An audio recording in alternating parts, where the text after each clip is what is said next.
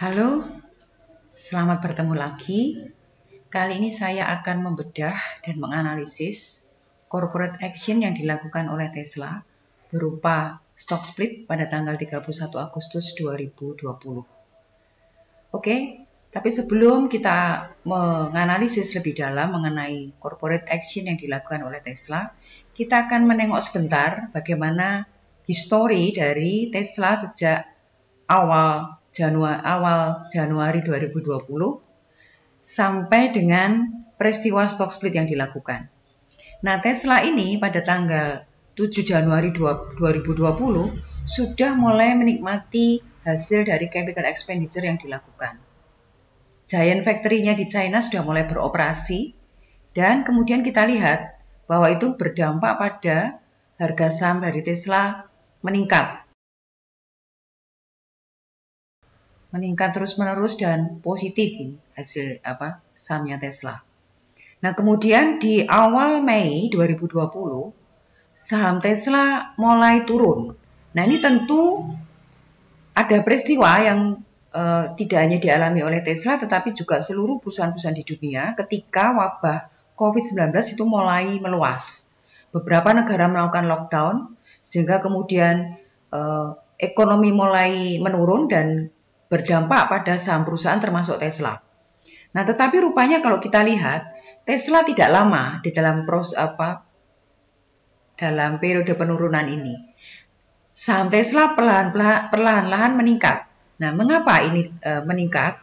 Nah, karena investor mulai rasional dan dia mulai melihat kira-kira perusahaan-perusahaan mana yang berpotensi untuk survive menghadapi COVID-19. Nah, Tesla dibandingkan dengan sektor lain seperti pariwisata, industri, itu dia dianggap lebih survive. Nah, karena itu saham Tesla mulai meningkat. Sejak Maret, kemudian April sampai dengan Juli.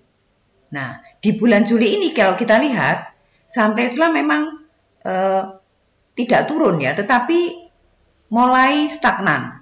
Nah,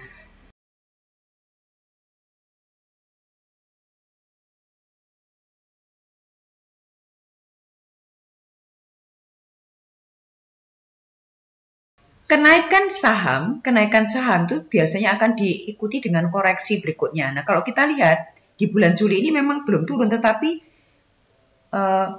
grafiknya cenderung datar, gitu ya. Nah, untuk mengantisipasi supaya tidak turun lebih jauh, manajemen Tesla mengambil satu langkah yang sangat smart.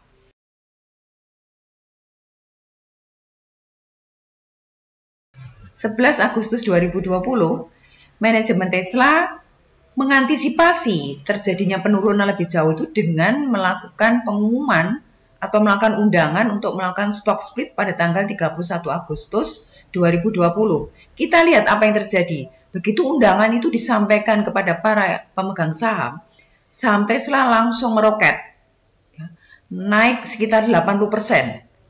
Kalau kita lihat dari 400 atau 300 menuju ke 500. Nah, kenapa stock split yang belum dilakukan itu sudah direspon positif oleh investor?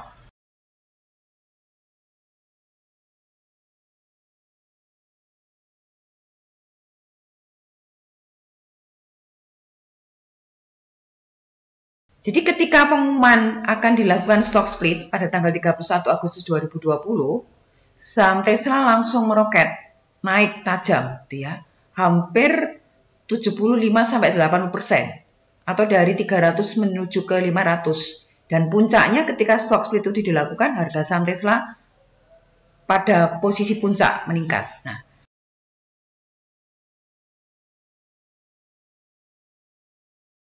mengapa stock split itu kemudian berdampak sangat positif bagi Tesla? Pertama, stock split ini dilakukan pada momen yang sangat tepat, yaitu ketika sentimen pasar terhadap saham Tesla masih positif.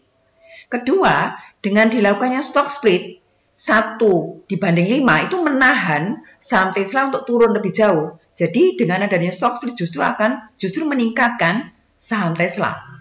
Nah, ini yang kita lihat. Meskipun kemudian setelah tanggal 31 Agustus 2020, saham Tesla itu kembali turun. Nah, ini adalah hal yang sangat wajar karena investor mulai melakukan profit taking. Itu yang pertama. Dan yang kedua, investor mulai melihat pada angka-angka kinerja perusahaan seperti earning per share, return on asset, dan seterusnya.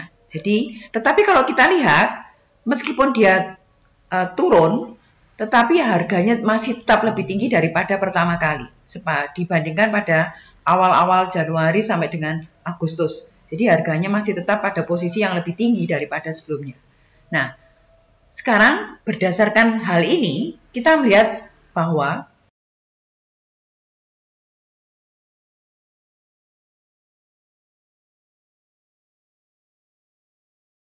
berdasarkan kesuksesan yang dialami oleh Tesla dengan stock split yang dilakukan, apa yang bisa saya rekomendasikan pada perusahaan-perusahaan yang sedang menikmati sentimen positif dari sahamnya. Pertama, perusahaan perlu segera merencanakan melakukan corporate action. Karena ketika corporate action itu dilakukan pada momen di mana sentimen pasar terhadap saham perusahaan masih positif, itu berdampak sangat signifikan, seperti sebagaimana yang dialami oleh Tesla.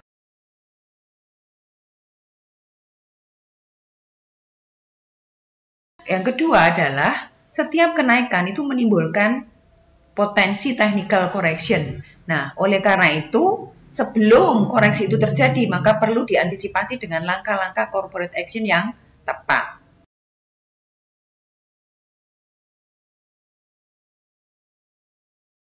Oke, saya kira itu untuk kesempatan kita pada kali ini. Jangan lupa subscribe, like, dan share. Terima kasih.